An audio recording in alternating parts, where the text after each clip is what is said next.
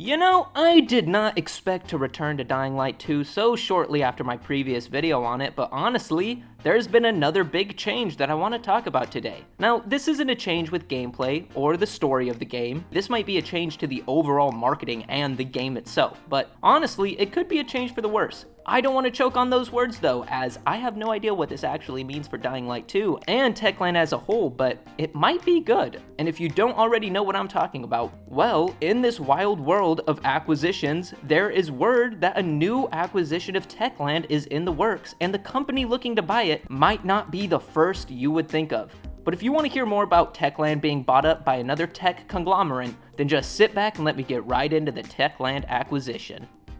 So if you skipped the intro, or you just have no idea what I'm actually talking about, or even if you somehow don't know what Techland is, let me just explain to you. For starters, Techland is the original developers of the first two Dead Island games, along with Dying Light 1 and 2. And actually, the only other games that Techland has developed personally was the Call of Juarez series, which I actually never knew they were a part of that. And for those who don't know about Techland getting bought out, during the past couple of weeks, there was actually talk about a bigger company looking to buy the amazing zombie developers, and news is out that the deal has gone through. So who is this company, you ask? And why might some people be turned away from Dying Light due to the acquisition? So the company buying Techland is actually Tencent. You probably know them because they're the people behind mobile games such as Call of Duty Mobile or PUBG Mobile and a few other.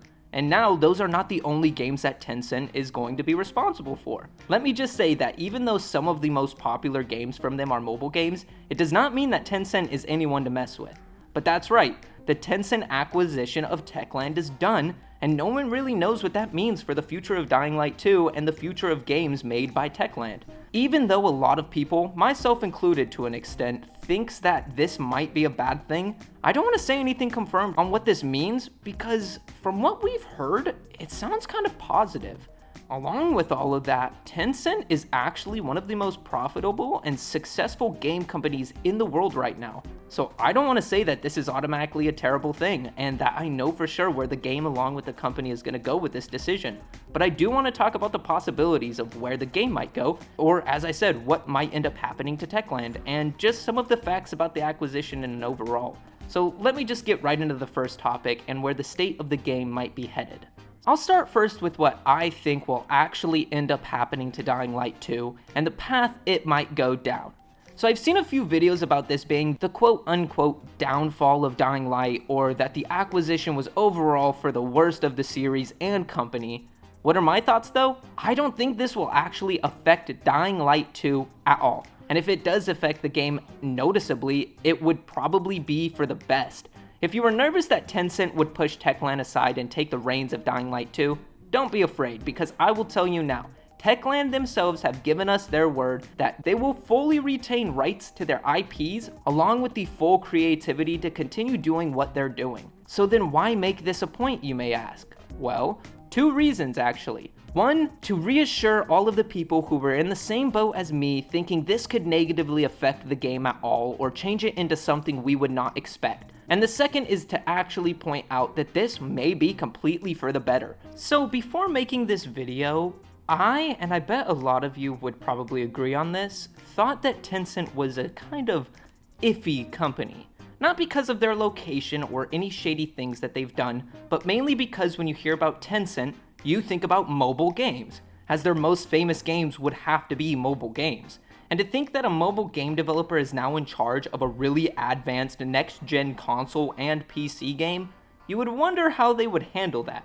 But remember earlier how I said, Tencent is one of the most profitable and successful game companies today. They're actually known for owning minor portions of a few different bigger game companies such as Ubisoft and Epic. And they actually also own a couple of smaller studios, including Turtle Rock, the developers behind Back 4 Blood. Now again, where am I going with all this? Well, I know that money is not everything, but having a large company with a good amount of funds helping support you only means good things. The CEO of Techland actually said, "Teaming up with Tencent will allow us to move full speed ahead with the execution of the vision of our games." You know Techland might not be a tiny development company, but compared to other bigger developers, getting the support from Tencent but keeping all creative rights and IPs This could be a huge boost to the development side of Techland's games and whatever they have in mind for Dying Light 2 or anything else. So for all of those worried about Dying Light 2 specifically, it's as simple as there's no need to be. So with that said, let me move on to the bigger picture and explain what I think this means for Techland as a whole. Even though the Dying Light games might be safe, what does this whole thing mean for Techland as a development company, you might be asking? Well, I would say that it's the same scenario as the Dying Light series. Everything that has come out about the acquisition so far points towards Techland staying Techland, but financially being owned by Tencent. As the CEO said, it would help move full speed with their games, but they also clarified that they will in fact be keeping all rights, all ownership, and all creativity, along with the CEO retaining his position as CEO. On a slight side note, this is a good thing to hear because the CEO of Techland has been the same CEO since 1991, so it's good to see the classic developer still killing it, and it was actually something that the CEO has requested as he felt it was only right, which I fully agree with. But on the side of the company and how they may actually benefit, as I mentioned before, this just means more support. They have more resources to develop more and faster without a crunch. And with all of this business, Techland announced that they were in fact working on a brand new action-adventure RPG game. Now, we have heard all but nothing from this project other than that there is in fact a project confirmed by Techland themselves. But what we do know is Tencent will be able to help them focus on this while still getting the content that we've been getting out of Dying Light 2. Along with this, I stated before that Techland also still holds all creative permission, so there is no need to worry about anyone else getting too involved with Techland's new project or their older ones. Again though, we don't know that much about the newer projects, so we will just have to wait to see if anyone else is involved there and what the game even is. So on the topic of Techland and how this is good for the company, apparently this acquisition is actually the most significant recent event in Polish gaming, and in 2022, Techland actually beat CD Projekt in revenue. So with all of this, honestly, this is another thing that shows that all in all, the acquisition might be a pretty good thing that benefits the company in the long run. Now, what does this all actually mean, you may be asking? Well, I have no clue what this means. I'm a 22-year-old making videos, not a businessman slinging stocks on an open market. So yeah, honestly, I don't know what it actually all means, but I can definitely tell you what I think it means. So I think it's common sense that if a company getting more money for projects that they want to release is a good thing, keeping rights to their IPs and creative freedom in said IPs is a good thing. So I will say, I bet you can guess, that this is a good thing. I mean, I've seen a lot of videos and a lot of posts recently of people expressing fear that the game or the future games are just going to go through a complete change, but taking a couple minutes of actually reading into the acquisitions, it's clear that it won't be an issue. On top of that, Techland is a small company when compared to others, so I feel like we can trust their word when the CEO themselves say that this is for the best. And I personally don't see this as a monetary move. I mean, yes, the trade has a lot to do with money, but it is more for Techland taking an investment into the company rather than Techland making a big bill off selling a company. All in all though, as I said, I don't actually know what this means in the long run or what we might see out of Techland, but I'm almost certain the good majority of people out there don't either. Nevertheless, this video is getting as long as it needs to be, and I think I've made my point that Techland and Tencent teaming up is not going to go the way a lot of people might think, and we should still see the good old zombie goodies that Techland has been cooking up. So if you agree the acquisition might not affect things too much, or might even lead to bigger projects in the future, definitely let me know what you're thinking in the comments now, and if you have anything else to tell me, like if you think I'm cute, thank you, but I'm engaged.